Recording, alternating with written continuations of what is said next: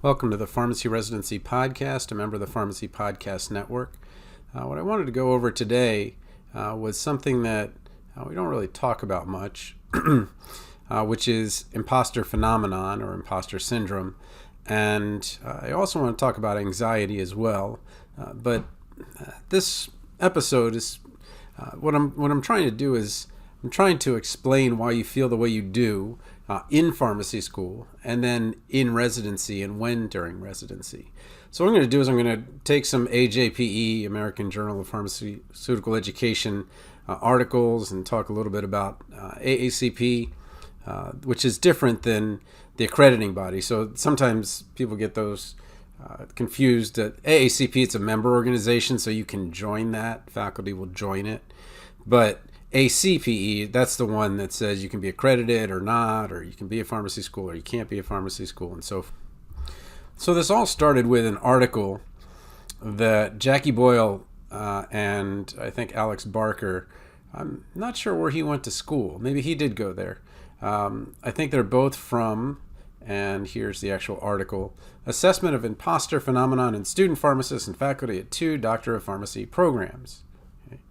And usually what they do is they put the name of the person and where they graduated from. So Northeast Ohio Medical University, it's in Rootstown, Ohio.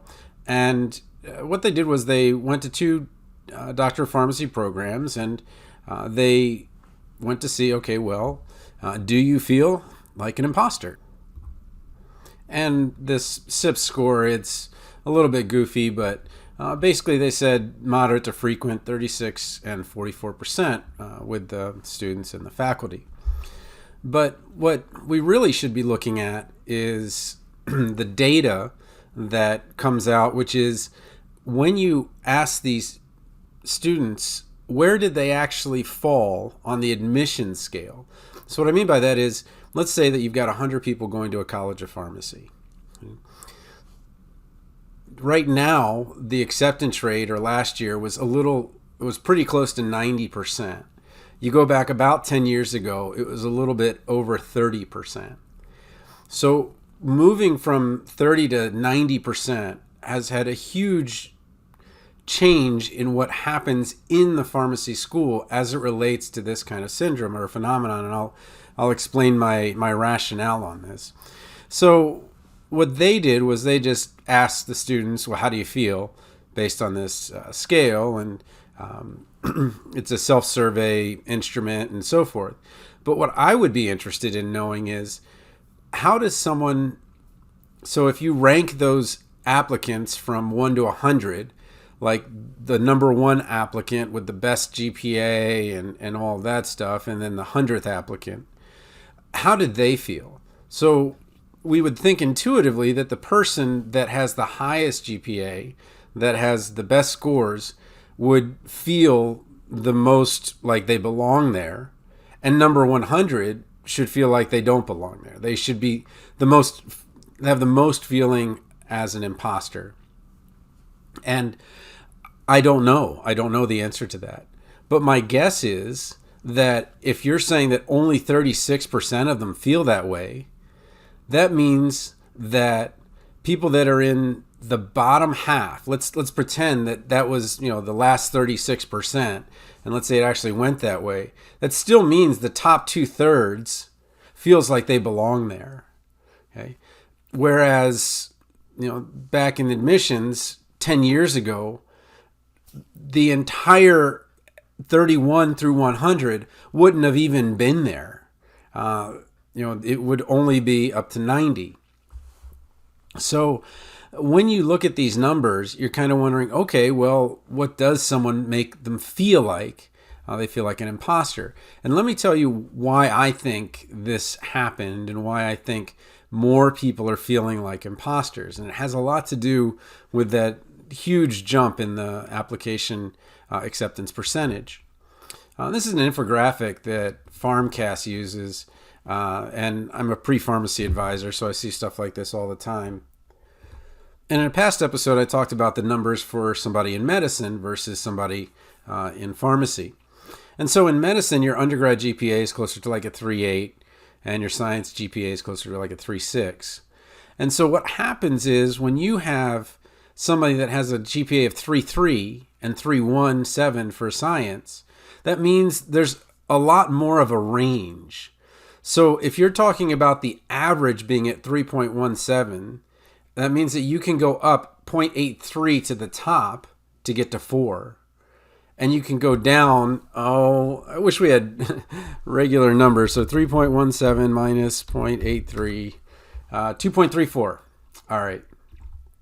You can go down to 2.34.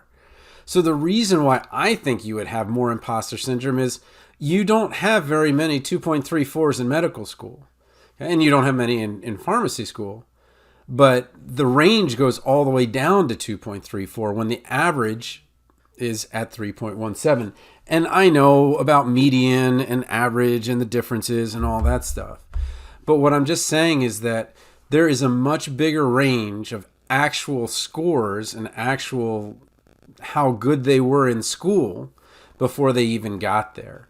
And so if you're feeling like an imposter in there, it might be because you're sitting next to someone who was, getting a 3.8, 3.9, 4.0, and you might be a 2.5 student or a 2.75 student.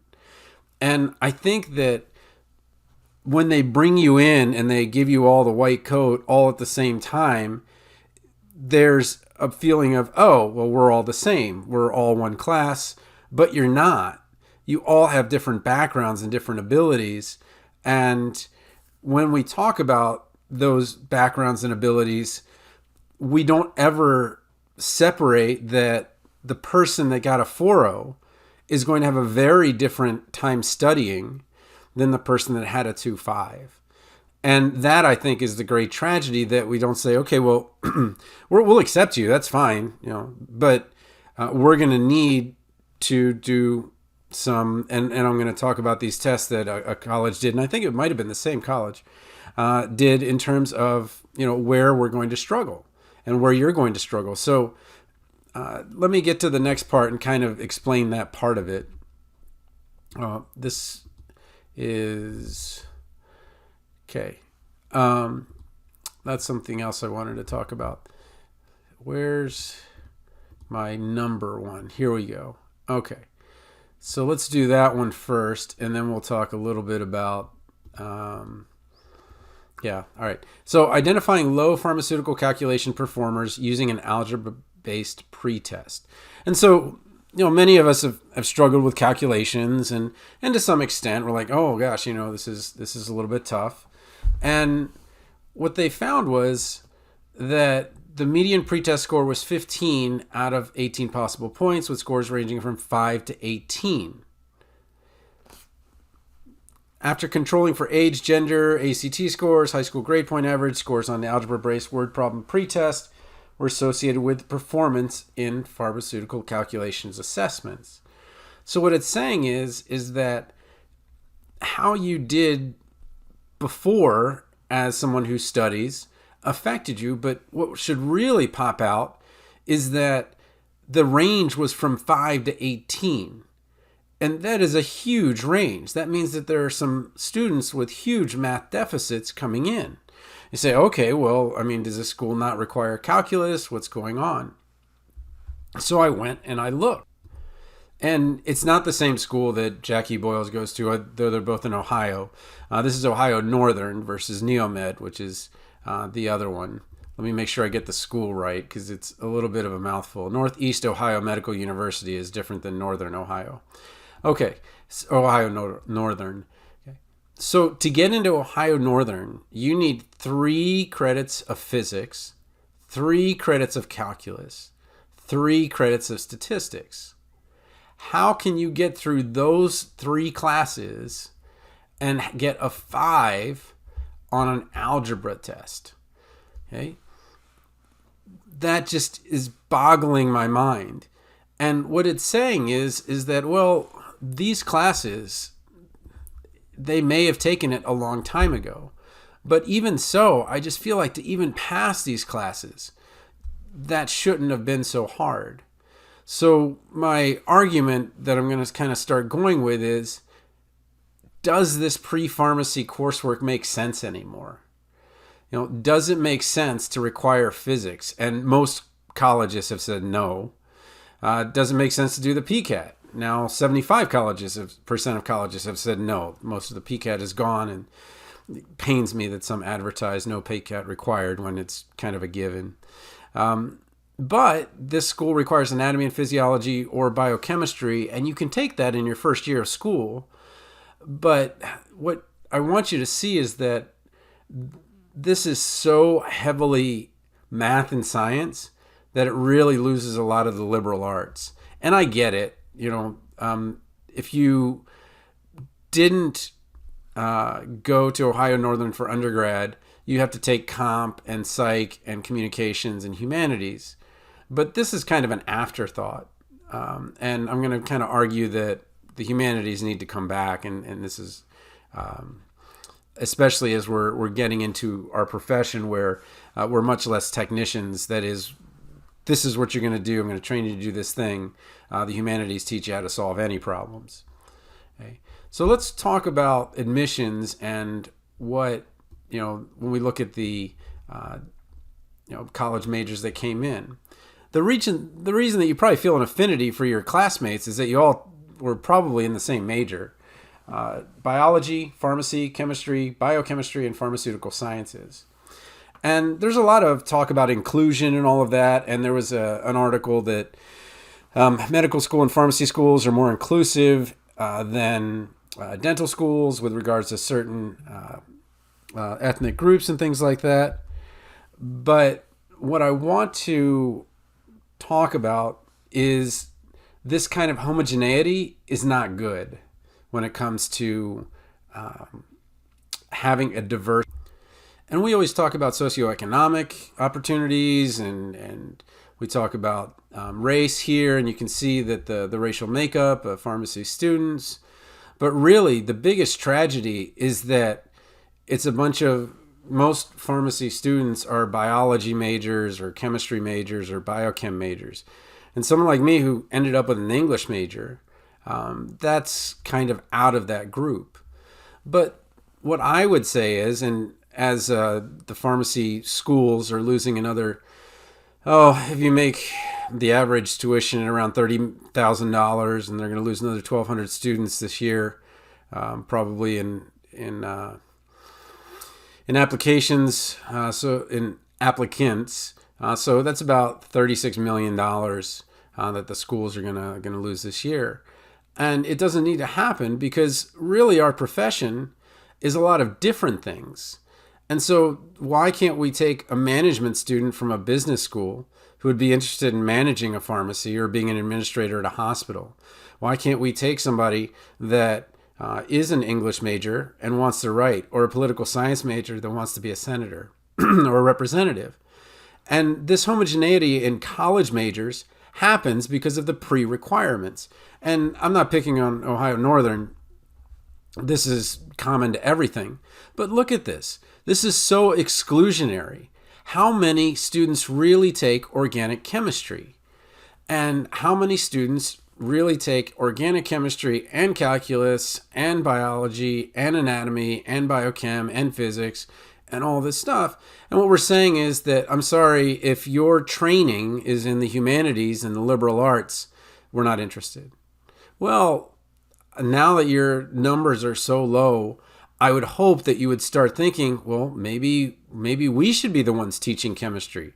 Maybe instead of worrying about all of this, what we're going to exclude when we bring somebody in, maybe we should worry about including everybody.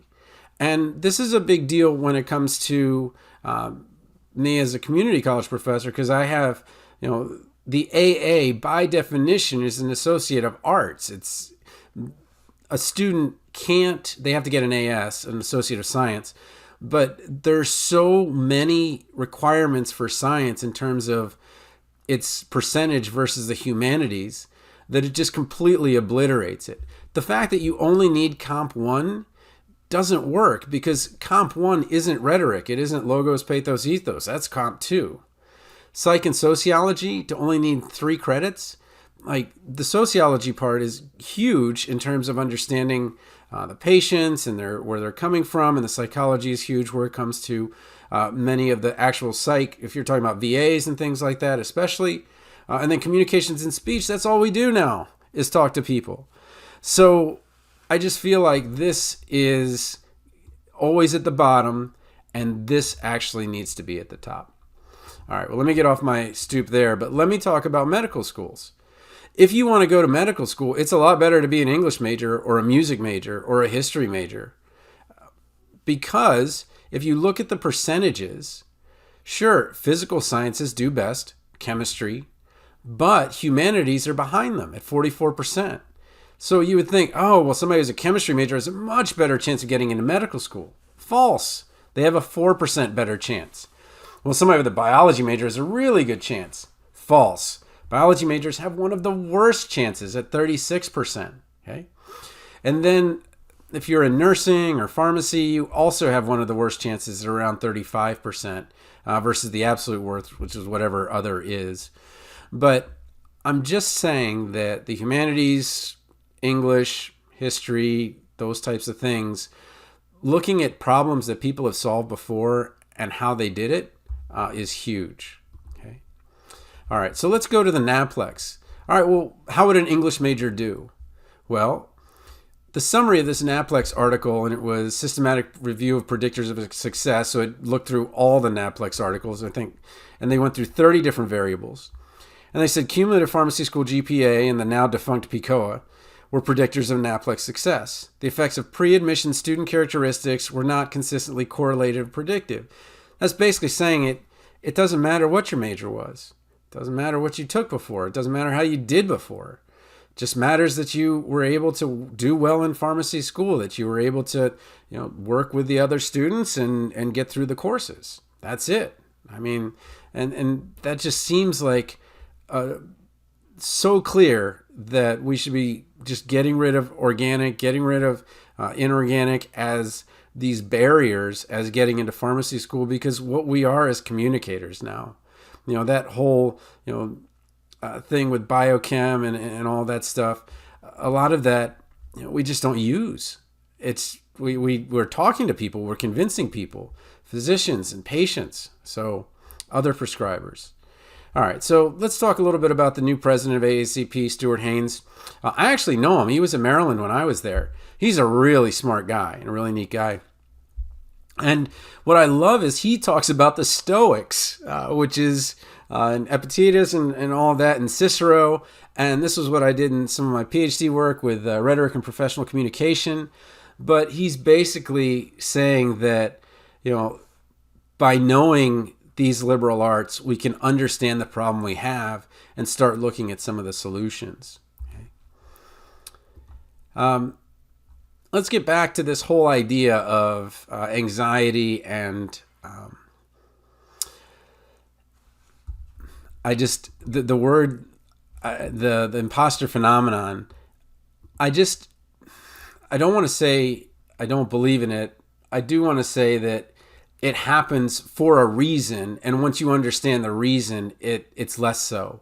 So when they did this study of pharmacy students, they found that about 50%, okay, had general anxiety, okay, with an equal distribution among high clinical and low clinical general anxiety groups. So what we're saying is that your classmates are anxious too. They're just not talking about it. Okay, so when you feel this, feel that you're an imposter, well, other people are anxious about things. They're worried about their loans. They're worried about, classes and all those things, but they're not really telling you that. But just to know that, it's not that you're an imposter. It's that no one's really talking about it.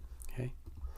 I love this other article, Wicked Problems in Pharmacy Education. And I don't know if this person is they're from Oklahoma. I was thinking Boston, like we got wicked problems, something like that. But what she was actually referring to was a book that talks about complex problems. So there are simple problems like, okay, the patient is on one medication and we need to switch to another one. Where you can have complex problems like, okay, the patient is on one medication that's causing this problem, and then if they if we change that medication, then it causes this other problem, and that these other problems are very diffuse, which the humanities are very good at. But it's just a really neat book that she talks about. I won't be able to read it because it's not audiobook yet. But once it goes to audiobook, I would love to, listen to Creating Wicked Students. But this is talking about designing courses for a complex world and really understanding, rather than, it's talking about solving gray area problems. Okay. Let's talk a little bit about the NAPLEX too. So here's my English major thing. They just finished their interim meeting yesterday, I think, where they, this is AACP, I mean. They have one in the middle of the year, and then they have one big one, different one there. I think they're in San Diego or something like that. And let's talk about the NAPLEX. So the NAPLEX, if we went from 30% admittance to 90% admittance, you would expect that the NAPLEX scores would have gone down. And they did have a bump like a couple years ago. It was like 3 or 4 or 5 years ago that there was just this real dip. And then a lot of schools did something about it. Jill Augustine at Mercer talked about what Mercer did over the last 3 years. And you want to see how they did. You kind of go to the sheet, and the new NAPLEX scores aren't going to be out till early March. But Mercer was at 76%. And you say, okay, well, that's like a C, right? No, 76% is like the lowest quartile. So that's kind of the tricky thing about the NAPLEX scores. Like a 91 is like the top 25, and like an 89 is like top 50. So this is really, really low for pharmacy school. And they did something about it, went to 93 and 91, and so they moved themselves way up there. And so, again, my whole point with this NAPLEX thing is that, well, if you're accepting people from 30% to 90% and they're still scoring 88% on the NAPLEX, well, this group would have been admitted at 81%.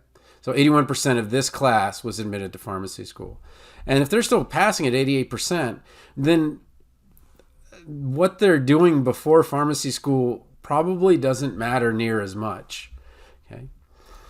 All right. Another one that was kind of interesting was, I love this term, addressing curricular hoarding to enhance access and affordability of a PharmD. And I'm not sure exactly what they mean in terms of affordability. It's not like if they change the classes in some way it's cheaper. But what curricular hoarding is think of the show Hoarders, where they just keeping things instead of getting rid of them. Well, what happens is colleges will add classes, but they won't go one for one. Like, okay, we added a class, we need to get rid of a class. The person teaching that class is like, what are you talking about? You're not going to get rid of my class. Well, we've got this updated class. This class is the new class. Your class is the old class. Your class is gone. My class is new. And it doesn't work that way. So it's basically the de-prescribing that needs to be done. And there's a whole article about it, which is, I think it was a review article, but Curricular Hoarding by Frank Romanelli. And he's at Kentucky. And I just thought it was really, really cool that they would talk about that. And he did that back in January of 20. Another one I thought was kind of neat is like, students are always thinking like, oh, I'd like to be a pharmacy professor. And they never actually talk about how much they make. It's maybe a little more than you thought, or maybe a little less. Let me show you. If you're a dean, you should be at $250,000 or more, though I think they should get more than that. If you're an associate dean, it's about 180, and then an assistant dean is about 140. So a professor, full professor, would make about as much as an associate dean. Then you get to associate professor, about 125, and then assistant professor, right around 115. And then instructors around 90, and then lecturers about 100. So at a community college, we don't have full professorships and these kinds of hierarchies, but I'm just right around where that lecturer is.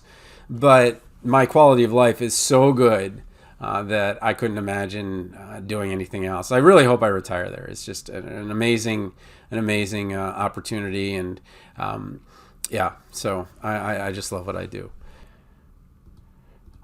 Yeah. All right.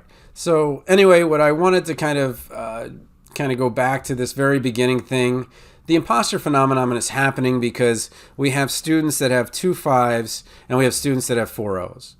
And the students that have those 2 5s have never felt good about themselves academically. But the reality is that the 2 5s and the 4 0s are still going to make it to the finish line. And they're still going to pass the NAPLEX. Now, are they going to get residencies? That I can't make an extrapolation of. But if they did poorly in grades below, and they might still do poorly in grades in pharmacy school, and then they might not, on the rubric qualify as well as somebody who has a higher GPA and has, maybe some better strategies for studying and things like that. But this whole imposter syndrome thing, let's think as a last kind of thought about residents. So those new residents that come in July, they're going to feel imposter syndrome because the RPDs just had somebody that had been through there in a year. And that person, man, they were working on their own. They were getting all this stuff done. Everything's working great. And now they've got you. And you're new. And you don't even know how to use the HR. And they don't even know if they're going to pass the NAPLEX, much less the MPJE or, good gracious, the CPJE. And so during those first couple of months, there will definitely be some imposter syndrome. And that makes sense because there's a comparison to what was there, the person that had been there for a year, and you. But over time, you're going to start gradually getting better and better and better. And what's happening in pharmacy schools is the same as what happens in honors programs. There was this story, true or not, I don't know, where a teacher mistook this one class as the honors class because it was written on the paper, oh, this is an honors class, and so treated the students like honors students, and they all performed really well. And the students didn't realize that the instructor had no idea that they weren't honor students, but their expectations were raised and it all worked out. And so the same thing is true. You're going to rise up to those students that you're alongside. And so my hope for Stuart T. Haynes, president, is that he implores the pharmacy schools to look at the pre-admission requirements, and instead of just worrying about getting rid of the PCAT, well, just get rid of the other stuff.